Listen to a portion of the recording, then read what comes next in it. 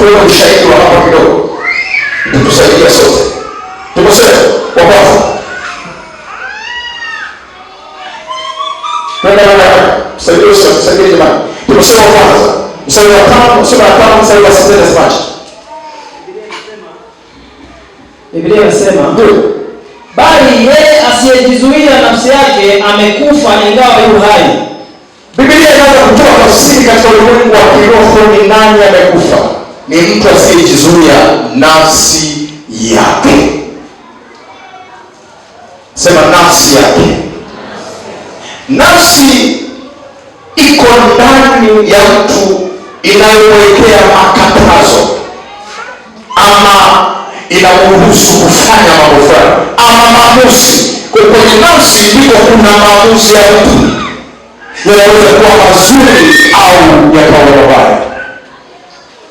Sasa anasema hapa, kama nafsi itakufa, kinachotokea kwa nafsi yake imekufa, hakuna kitu anaweza kukizuia.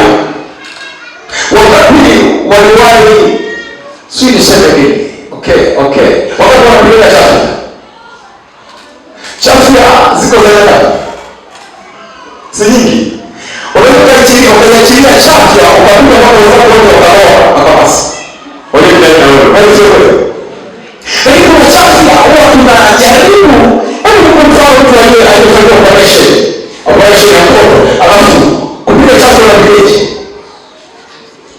Na umetoka wiki mbili tu bado mshoka umekaa vizuri, alafu chafya imekuja. Unakuwa hiyo nafsi inakufanya ujue kukontrol maisha au kukontrol matukio yanayokabili. Anasema nafsi, cha kwanza kujua wewe uko hai ni nguvu ya kuzuia nafsi yako.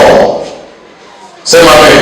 Bali kama mtu hawezi kuzuia nafsi yake, amekufa ingawa anatembea.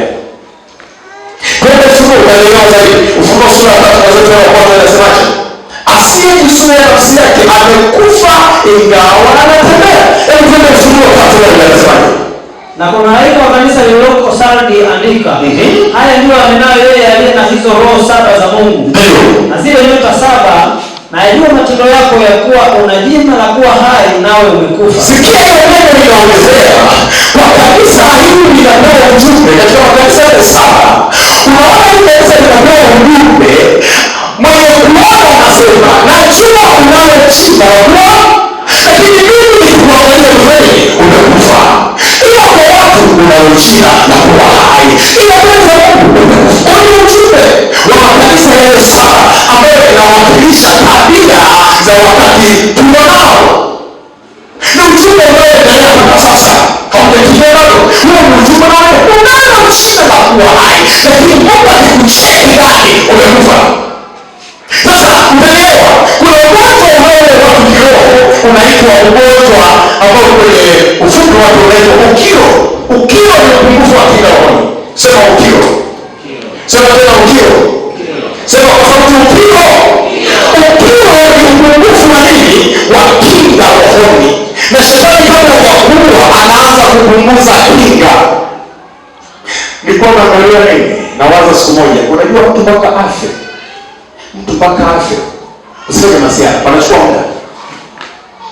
Yaani ukisikia mtu amekufa labda hivi vifo vya ghafla, lakini mimi nimeshuhudia mtu anakunywa gongo, anavuta bangi, ni mzizi, unaona kanakoleana mpaka kaja kazi kwa mashamba. Wewe unaona sisi mradi yote tunaingia kwenye wake pakombo wanawake sijui nini yote tunaingia ukikumbuka kana pesa hivi ndio kama mabega alipanda juu kana hiyo sasa tutakufa ni bado lao kuna nini kama tungeika dini yetu kwa kushauri kufanya kazi.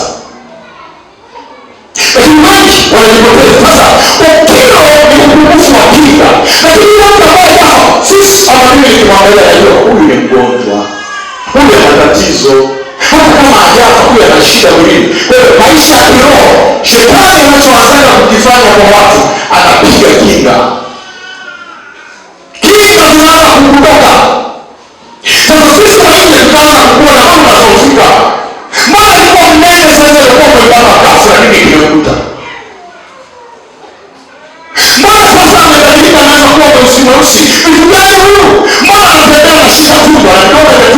inakuta.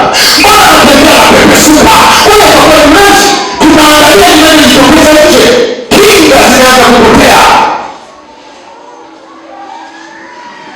Na kinga zote ukishapigwa kwenye kinga sasa madhara yatatokea baadaye unakuja kufa. Kwa hiyo Mungu kazi yake anawasaidia watu kabla hawajafa. Sema amina. Mapendo zako Bwana kusaidie leo. Usiwe maiti inayotembea. Usiwe maiti inayoishi. Sasa utajuaje kwamba mshirika huyu anataka kufa kiroho au atakufa kabisa? Nataka nikuachie ujumbe huu ubaki nao.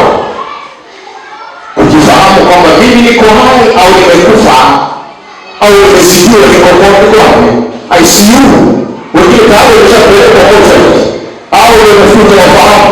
Lakini wengine bado daktari wanamwangalia wanapima hapo presha waone ni nini. Kila kishapewa kitanda yuko nini. Lakini wengine yuko ICU anatakiwa kazi kubwa. Sasa ndio kwa hiyo nisikilize. Moja, hebu soma hapa. Soma Wagalatia.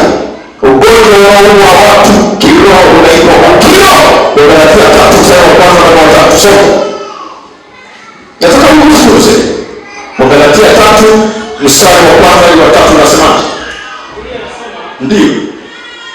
Enyi Wagalatia msio na akili, ni nani aliyewaroga ninyi ambao Yesu Kristo aliwekwa wazi mbele ya macho yenu ya kuwa amesulubiwa? Nataka kujifunza neno hili moja kwenu. Je, mlipokea roho kwa matendo ya sheria au kwa kusikia kunakotokana na imani?